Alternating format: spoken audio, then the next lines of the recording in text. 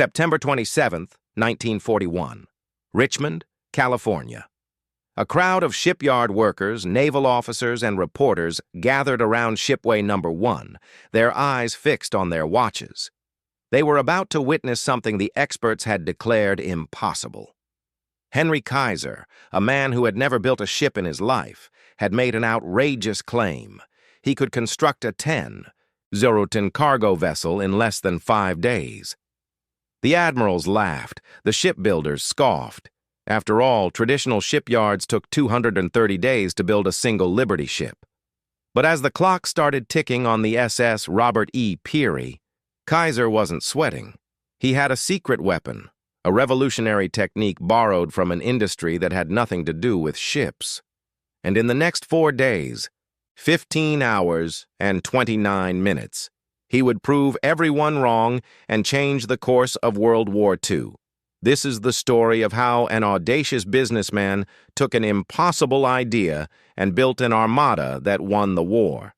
Before we dive into this incredible story, if you love untold history that changed the world, hit that subscribe button and ring the bell. We're uncovering the forgotten heroes and genius innovations that shaped our modern world. And drop a comment below. Have you ever heard of Henry Kaiser or the Liberty ships? Let's see how many history buffs we have in the audience. Now, let's get into it. Chapter 1. The Crisis That Could Lose the War. The Atlantic Ocean, March 1941. British convoy HX-112 was under attack. German U-boats prowled beneath the dark waters like mechanical sharks, their periscopes scanning for prey. In just 2 hours, 5 merchant ships exploded into flames, sending precious cargo, tanks, ammunition, food, medicine, straight to the ocean floor. This wasn't an isolated incident. It was a massacre happening every single day. Adolf Hitler had launched Operation Drumbeat, and his submarine wolf packs were hunting Allied shipping with terrifying efficiency. The numbers were catastrophic. Nazi U-boats were sinking ships 3 times faster than British and American shipyards could build them. By mid-1941, over 1,000 Allied merchant vessels had been destroyed. Britain was bleeding out, slowly strangling under a naval blockade. President Franklin D. Roosevelt understood the mathematics of extinction. Britain couldn't fight without supplies. Russia couldn't hold the Eastern Front without American steel and oil. If the Allies couldn't control the Atlantic shipping lanes, Hitler would win the war, not through conquest, but through starvation and industrial collapse. The U.S. Navy presented their grim assessment to the president. At current production rates, America couldn't build merchant ships fast enough to replace losses. Traditional shipbuilding was an art form, a slow and meticulous process passed down through generations. A single Liberty ship, the basic cargo workhorse designed to carry 10,000 tons of supplies, took experienced shipyards an average of 230 days to complete. The Allied cause needed a miracle. They needed ships, thousands of ships, and they needed them yesterday.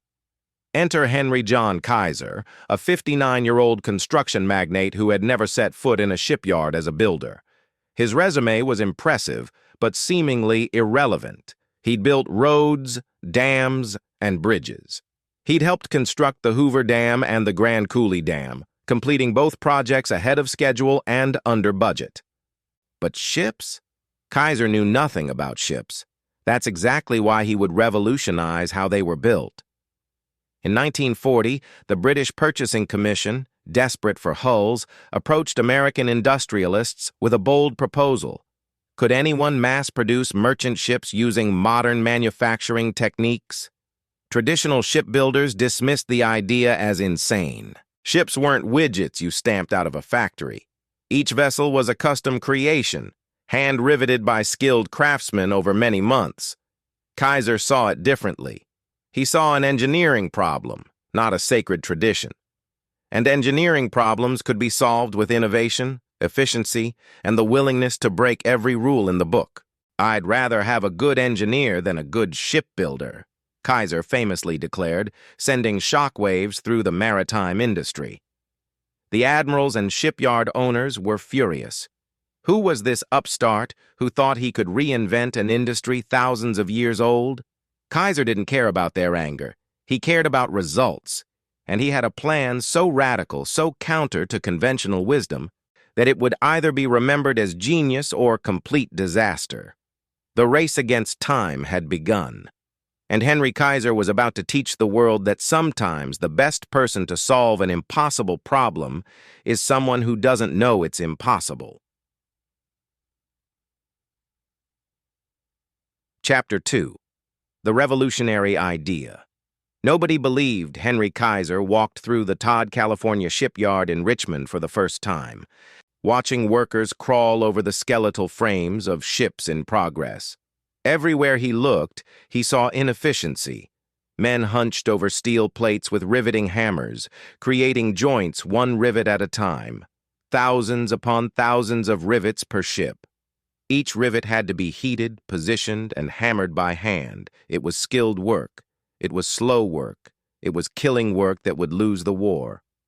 Kaiser turned to his chief engineer and asked a simple question.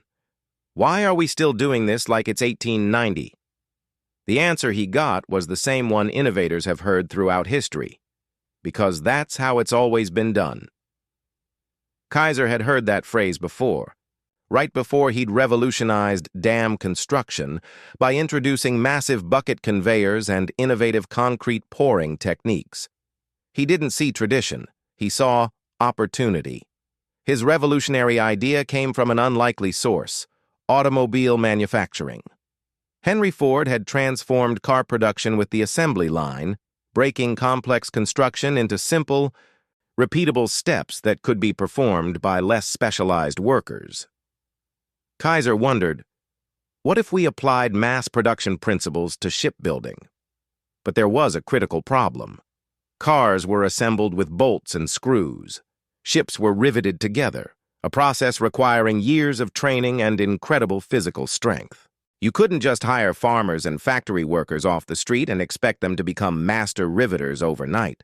Then Kaiser discovered welding. Electric arc welding had been around since the 1920s, but traditional shipbuilders avoided it. They didn't trust it. Welded joints were weaker than riveted ones, they claimed. Ships would crack and fall apart in heavy seas. It was too dangerous, too experimental, too new. Kaiser looked at the data differently. Welding was actually stronger than riveting when done correctly. More importantly, it was fast, incredibly fast. A welder could join steel plates in a fraction of the time it took to rivet them. And here was the game changer. Welding could be taught to inexperienced workers in a matter of weeks. This was Kaiser's secret weapon. By switching from rivets to welds, he could hire women, retirees, farmers, anyone willing to learn, and transform them into shipbuilders in less than a month. It was democratization of skilled labor, and it would allow him to scale up production in ways traditional shipyards never imagined. But welding alone wasn't enough. Kaiser needed another innovation, prefabrication. Instead of building ships from the keel up in a single location, the traditional method, Kaiser would break the ship into hundreds of standardized sections. These sections would be built simultaneously in different parts of the shipyard, or even in factories far from the water. Workers would weld together bulkheads, deck sections, and hull plates in assembly line fashion. Then, massive cranes would lift these prefabricated sections and puzzle them together on the shipway. It was Lego blocks, but with 10 1,000-ton cargo ships. The traditional shipbuilders were apoplectic. The head of the American Bureau of Shipping warned that welded ships would split in half. Navy admirals called Kaiser a reckless amateur. The established maritime companies lobbied against him, claiming his ships would be death traps. Kaiser responded with data, not emotion. He commissioned stress tests. He studied naval architecture. He hired the best marine engineers he could find, not to tell him why his ideas wouldn't work, but to figure out how to make them work safely. And then he made them an offer they couldn't refuse. Kaiser promised the U.S. Maritime Commission that he would build Liberty ships faster and cheaper than anyone thought possible. If he failed, he'd eat the losses. If he succeeded, America would get the merchant fleet that could win the war. In 1941, Kaiser received his first contract: build 30 Liberty ships. He immediately began constructing the Richmond shipyards from scratch, 4 massive shipways equipped with the largest cranes on the West Coast, prefabrication facilities, worker training centers, even on-site childcare for the women entering the workforce. Critics predicted disaster. They said his welded ships would crack. His unskilled workforce would produce garbage. His assembly line methods would create floating coffins. Henry Kaiser was about to prove them spectacularly wrong. Chapter 3. Building the Impossible Factory. Richmond, California was a sleepy town of 24,000 people when Henry Kaiser arrived in 1940. Within 2 years, it would explode to over 100,000, a boomtown rivaling the gold rush era, powered not by precious metal but by steel, welding torches, and the desperate need to build ships faster than the enemy could sink them. Kaiser didn't just build a shipyard. He built an entire industrial ecosystem from the ground up, and he did it at a pace that seemed impossible. Traditional shipyards took years to establish. Kaiser gave himself months. He approached shipyard construction the same way he'd later build the ships themselves, with prefabrication, parallel processes, and an almost maniacal focus on speed. While one team poured concrete foundations, another team was already assembling crane towers. Before the first shipway was complete, welding training classes had already begun. The Richmond shipyards, officially called Kaiser Permanente Metals Corporation shipyards, eventually grew to include 4 massive yards with 55 shipways. But the real innovation wasn't the physical infrastructure. It was the system Kaiser built to turn complete novices into productive shipbuilders in record time. Kaiser faced a brutal reality. He couldn't hire experienced shipbuilders because they didn't exist in the numbers he needed. The entire U.S. maritime industry only employed about 50 artisan shipyard workers in 1940. Kaiser alone would eventually employ over 90 artisan workers across his various yards. His solution was radical. He would create shipbuilders, not recruit them. Kaiser established the most comprehensive industrial training program America had ever seen. New workers went through intensive welding courses that condensed years of apprenticeship into 4 to 6 weeks of focused instruction. The training wasn't theoretical. It was practical, hands-on, and designed around the specific tasks they'd perform on Liberty ships. But Kaiser did something even more revolutionary. He redesigned the work itself to match the workers, rather than demanding workers match traditional standards. Every ship section was broken down into the simplest possible welding tasks. Instead of requiring workers to master every type of marine welding, Kaiser created specialized positions. One worker might spend their entire shift welding a single type of joint on bulkhead sections. Another would specialize in deck plates. This specialization meant workers could achieve competency faster and work with greater speed and consistency. The workforce itself shattered every convention of 1940s America. Women flooded into Kaiser's shipyards, comprising nearly a third of the total workforce, unheard of in heavy industry. Rosie the Riveter became a cultural icon, but the women at Richmond were actually Wendy the Welder. They proved just as capable as men, often achieving higher quality scores on welding tests.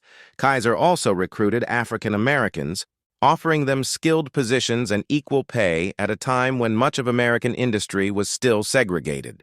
Retirees came out of retirement. Farmers left their fields. The disabled found roles that matched their capabilities.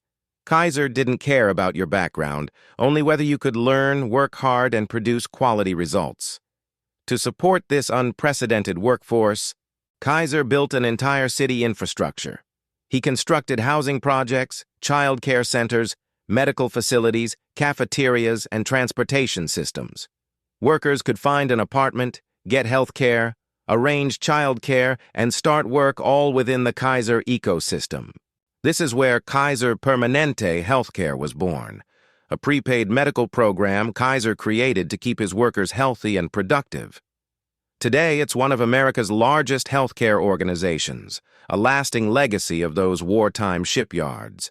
The prefabrication facilities were marvels of industrial organization. In massive warehouses away from the shipways, workers assembled hull sections, deck houses, bridge structures, and bulkheads on specialized jigs, templates that ensured every piece was built to identical specifications. This standardization was critical.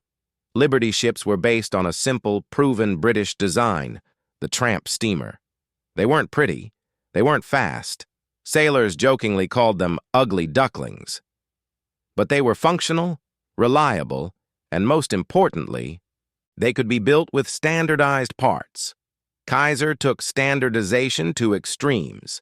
Every bolt, every pipe, every electrical fitting was cataloged and mass-produced. When a prefabricated section arrived at the shipway, it fit perfectly with every other section because they were all built from the same plans using the same jigs. Giant cranes, some of the largest in the world, lifted these multi-ton sections and positioned them on the growing ship with precision choreography. What once took dozens of workers weeks to accomplish now happened in hours. But Kaiser's genius wasn't just technical, it was psychological. He understood that speed came from motivation, and motivation came from making workers feel valued and part of something larger than themselves. He paid well, higher than most industrial jobs. He recognized achievement with awards, bonuses, and public celebrations. When a ship was completed ahead of schedule, Kaiser threw parties and gave workers commemorative coins. He created friendly competitions between shifts and between different shipyards, publishing productivity numbers and celebrating winners. Most importantly, Kaiser reminded workers constantly why their work mattered. These weren't just ships, they were lifelines. Every Liberty ship that sailed meant food for Britain, tanks for Russia, medicine for field hospitals. Every day saved in construction meant lives saved overseas. The traditional shipbuilders continued to mock Kaiser's methods. They predicted his welded ships would fail catastrophically at sea. They said his unskilled workers would produce inferior vessels. They waited for the inevitable disasters that would prove them right. They would be waiting a long time. Chapter 4. The Record That Shocked the World.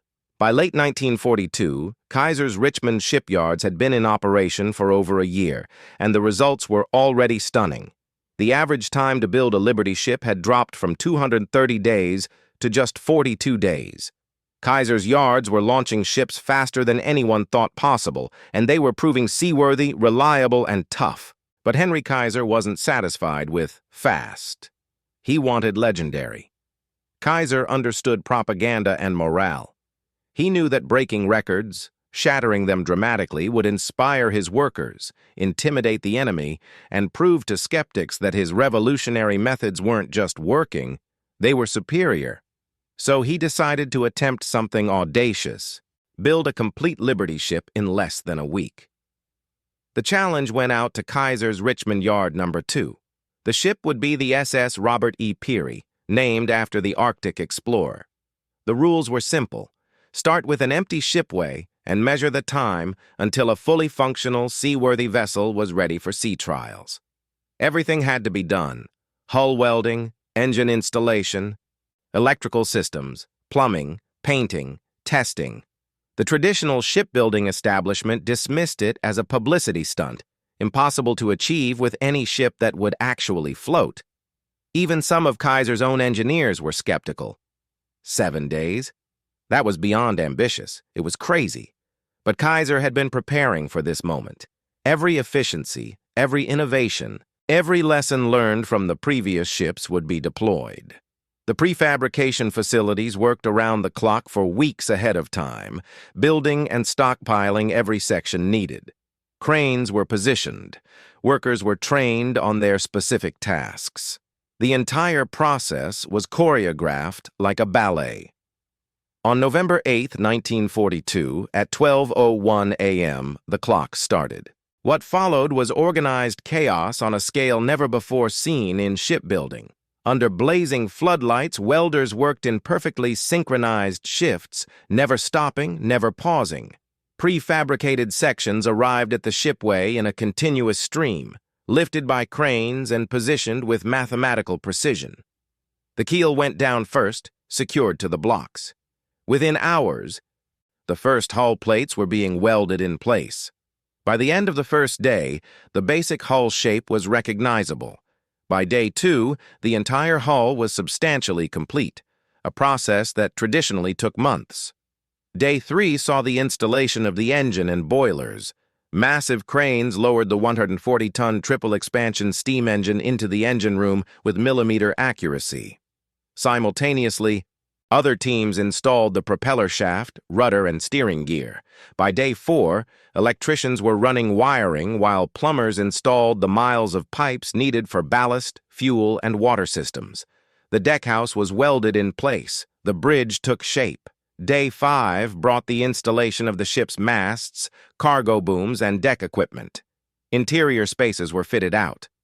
Painters applied the final coats of hull paint, the distinctive gray of merchant marine vessels. Workers grabbed sleep in shifts, but many volunteered to work double shifts, caught up in the excitement of the attempt. Kaiser moved through the shipyard constantly, encouraging workers, solving problems, pushing the pace. Day 6 saw the frantic completion of final systems. Navigation equipment was installed and calibrated. Safety equipment was positioned. The galley received its equipment. Lifeboats were mounted on davits. Every system was tested and retested. And then, 4 days, 15 hours, and 29 minutes after the keel was laid, the SS Robert E. Peary was complete. A fully functional, seaworthy 10-ton cargo ship built in less than 5 days. The crowd that gathered for the launch was massive. Reporters from around the world documented the moment. Newsreel cameras captured workers cheering as the ship slid down the shipway into the water. Henry Kaiser stood beaming, vindicated beyond his wildest dreams. The traditional shipbuilders were silent. The Navy admirals who had called Kaiser a reckless amateur were stunned. In less than a week, Kaiser had done what they said would take more than 7 months. But here's the even more remarkable part. The SS Robert E. Peary wasn't a flimsy rush job. She passed all sea trials with flying colors. She went on to make multiple successful voyages across dangerous waters, carrying vital cargo to Allied ports. She survived the war and continued service afterward, proving that Kaiser's welded, prefabricated construction was not just fast, it was sound. The record-breaking achievement made international headlines. German propaganda ministers tried to dismiss it as an American publicity stunt, but Nazi naval intelligence knew better. They understood the implications. If America could build cargo ships this fast, the U-boat campaign was doomed. For every ship they sank, America would launch 3 more. The record also electrified American workers and boosted national morale. If shipyards could do the impossible, what else could American industry achieve? The message was clear. American innovation, determination, and industrial might could overcome any challenge. Kaiser wasn't done breaking records, though. A few months later, his Vancouver, Washington yard would launch a Liberty ship in just 10 days as a more sustainable, repeatable production pace. Across all his yards, the average construction time continued to drop. 40 days, 35 days, 30 days. By the end of 1943, Kaiser's shipyards were launching an average of 1 ship every day. The SS Robert E. Peary's record would never be broken, not because it was impossible to beat, but because after proving the point, Kaiser focused on sustainable production rather than publicity stunts. The record stood as a monument to what American industrial innovation could achieve when liberated from tradition and empowered by revolutionary thinking. But records meant nothing if the ships didn't work in the real crucible of war. The Liberty ships were about to face their ultimate test, the deadly waters of the Atlantic and the hungry wolf packs of the Kriegsmarine. Chapter 5. The Ships That Saved the World. January 1943. The North Atlantic was a graveyard. Towering waves crashed over the bows of merchant ships as they plowed through storms that could snap steel. Below the surface, German U-boats waited in patient ambush, their torpedoes ready to send ships and their crews to the bottom. Into this, hell sailed the Liberty ships, the ugly ducklings that experts predicted would crack, break, and fail. The critics were about to be proved spectacularly wrong, and occasionally, terrifyingly right. The Liberty ship program was not without problems. In early 1943, several ships suffered catastrophic hull cracks. The SS Schenectady literally broke in half while docked in calm waters. The welded hull had fractured completely, the ship splitting into two pieces. Similar failures occurred with other vessels, proof the traditional shipbuilders crowed that Kaiser's welded ships were dangerous junk. The Navy convened an emergency investigation. Were the critics right? Had Kaiser's revolutionary methods produced thousands of floating death traps? The investigation revealed a more complex truth. The hull fractures weren't primarily due to welding versus riveting.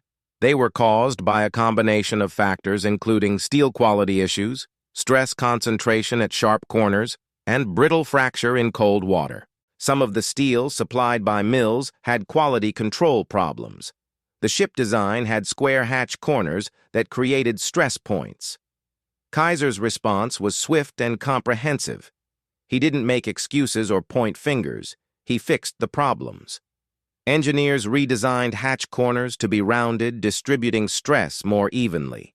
Steel quality control was dramatically improved. Welding procedures were refined to reduce internal stresses. Ships already at sea were recalled for retrofits when possible. And here's the crucial point. Riveted ships were also experiencing failures. The problem wasn't specific to Kaiser's methods. It was inherent in the rapid expansion of shipbuilding using any technique. The difference was that Kaiser's organization was agile enough to identify problems, develop solutions, and implement fixes fleet-wide in weeks rather than months. By mid-1943, the modifications were complete, and the improved Liberty ships proved themselves remarkably tough. They took torpedo hits and kept sailing. They survived North Atlantic storms that sent waves over their bridges. They endured bombing raids, deck fires, and collisions. While they could be sunk, and hundreds were, they proved far more resilient than critics had predicted. The statistics tell the story. Of 2 7 and 10 Liberty ships built during the war, only 200 were lost to enemy action. A remarkably low 4% loss rate considering they sailed through the most dangerous waters of the war. Many ships that took damage that should have been fatal somehow limped to port, held together by welds that refused to give up. The SS Stephen Hopkins became legendary. In September 1942, she encountered the German surface raider Steyr and the blockade runner Tannenfels. Outgunned and outmanned, the Liberty ship fought back with her single stern gun, engaging in a desperate 40-minute battle. The Hopkins was set ablaze and eventually sank. But not before her gunners had landed hits that sank the Steyr, making the Hopkins the only American merchant ship to sink a German surface warship in ship-to-ship combat. The SS Richard Montgomery survived 4 years of hard service, including multiple convoy runs through U-boat-infested waters. The SS John W. Brown, one of only 2 surviving Liberty ships today, made 13 voyages, including dangerous runs, to Murmansk, Russia, among the most perilous routes of the war. But the Liberty ship's greatest contribution wasn't individual heroics. It was the sheer overwhelming volume of supply they delivered. By 1943, the tide of the war was turning, and Liberty ships were the reason why. The mathematics of industrial warfare are brutal and simple. Whoever can replace losses faster wins. The Germans couldn't replace their U-boats fast enough.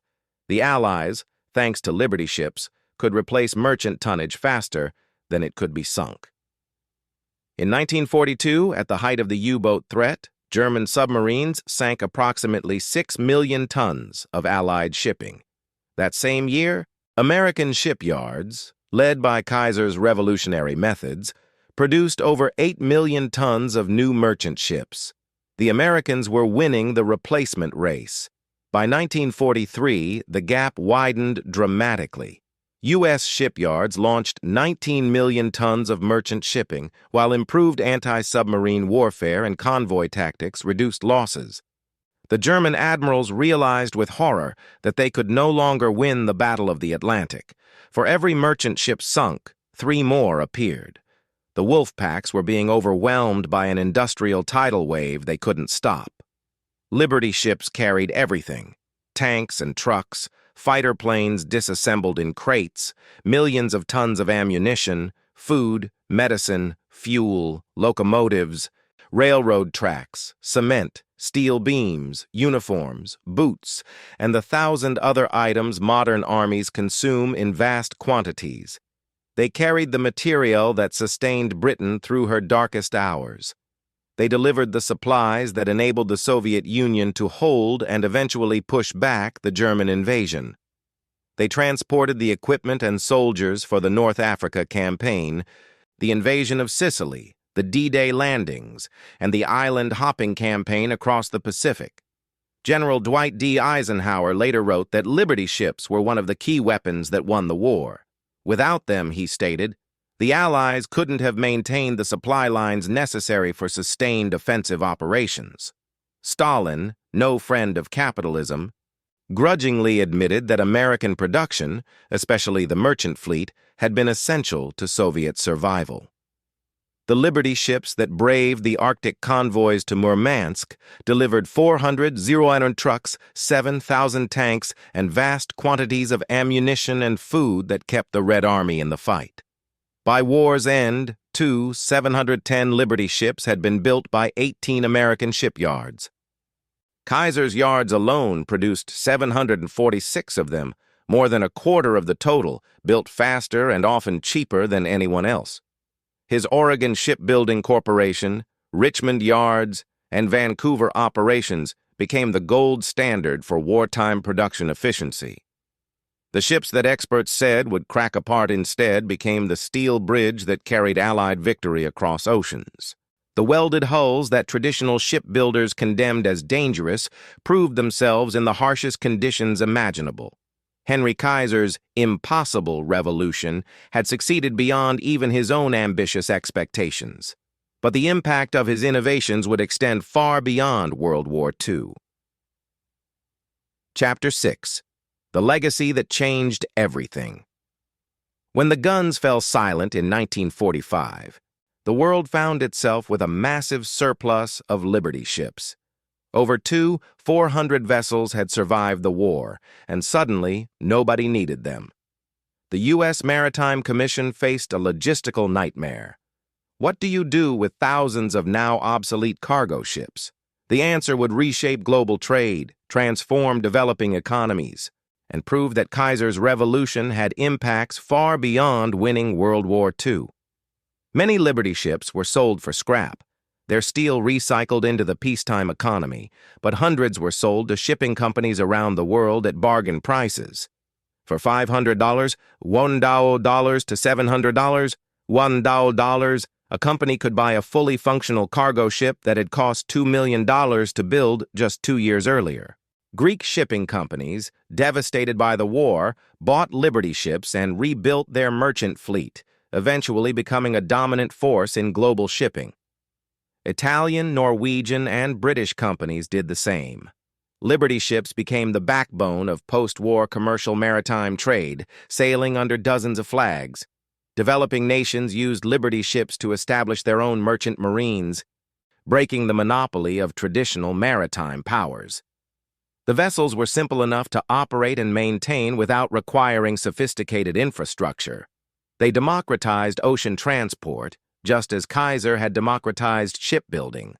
Some Liberty ships sailed for 40 years or more, far beyond their intended 5-year design lifespan. The SS Jeremiah O'Brien and SS John W. Brown survive today as museum ships, maintained by volunteers and still capable of sailing under their own power, a testament to the durability of Kaiser's welded construction. But the Liberty ship's greatest legacy wasn't the ships themselves. It was the manufacturing revolution they represented. Kaiser's innovations rippled across American industry. The prefabrication techniques, the modular assembly approaches, the rapid worker training programs, and the use of welding instead of riveting influenced post-war manufacturing in everything from housing construction to aerospace.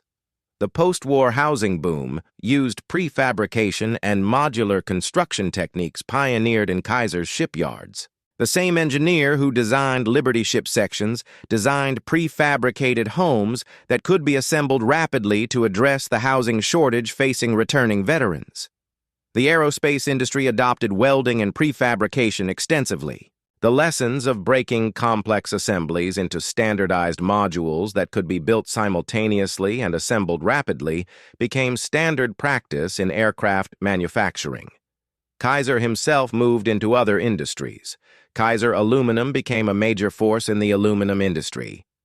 Kaiser Steel built an integrated steel mill that supplied the West Coast's construction boom. Kaiser Engineers became one of America's largest construction and engineering firms. And then there was Kaiser Permanente, the healthcare organization born in those wartime shipyards. The prepaid medical care program Kaiser created to keep his shipyard workers healthy evolved into one of America's largest healthcare systems, today serving over 12 million members. Few people realize that one of America's major healthcare providers was created by a shipbuilder trying to win World War II. The human legacy is equally profound. The women who learned to weld in Kaiser's shipyards proved that gender was no barrier to skilled industrial work. While many were pushed out of factory jobs when men returned from war, the precedent had been set. The door had been opened, and it would never fully close again. African American workers, who found opportunity and decent pay in Kaiser's yards, carried those expectations forward into the civil rights movement. The integration of Kaiser's workforce, imperfect as it was, demonstrated that diverse workforces could be highly productive, a lesson that would slowly reshape American industry. Perhaps most importantly, Kaiser proved that innovation trumps tradition, that speed and quality aren't mutually exclusive, and that the impossible is often simply the not yet attempted. The traditional shipbuilders who mocked Kaiser's methods, many went out of business after the war, unable to compete with the new industrial paradigm. The ones that survived were those that adopted Kaiser's innovations. Today, every modern ship is welded, not riveted. Modular construction and prefabrication are standard practices in shipbuilding worldwide. The South Korean, Chinese, and Japanese shipyards that dominate modern shipbuilding all use refined versions of the techniques Henry Kaiser pioneered in the 1940s. Henry Kaiser died in 1967 at age 85, celebrated as one of America's great industrialists. But he never stopped innovating. In his later years, he developed tourism in Hawaii, built the Hawaiian Village Resort, now the Hilton Hawaiian Village, and continued to challenge conventional thinking in every industry he touched. His obituaries focused on his dams, his ships, and his business empire. But Kaiser's real legacy was simpler and more profound. He proved that when you empower ordinary people with training, tools, and purpose, they can achieve the extraordinary. The Liberty ships are mostly gone now, scrapped or sunk or rusting in ship graveyards around the world. But two survive as museum ships, lovingly maintained by volunteers who understand that these ugly, simple cargo vessels represent something important. They represent the moment when American industrial might proved itself capable of the impossible. They represent the workers, men and women, black and white, young and old, who built an armada that saved the world. They represent the audacity of a man who looked at an impossible problem and refused to accept that word as an answer. On September 27, 1941, when Henry Kaiser promised he could build a Liberty ship in less than a week, the experts laughed. The admirals scoffed. The traditional shipbuilders said it couldn't be done. 4 days, 15 hours, and 29 minutes later, the SS Robert E. Peary slid into the water, and the laughter stopped. Sometimes, The only thing standing between impossible and inevitable is someone who doesn't know the difference. If you enjoyed this deep dive into forgotten history, subscribe for more untold stories of innovation, courage, and the people who changed the world. Drop a comment. What other World War II innovations should we cover? Hit that like button, and I'll see you in the next video.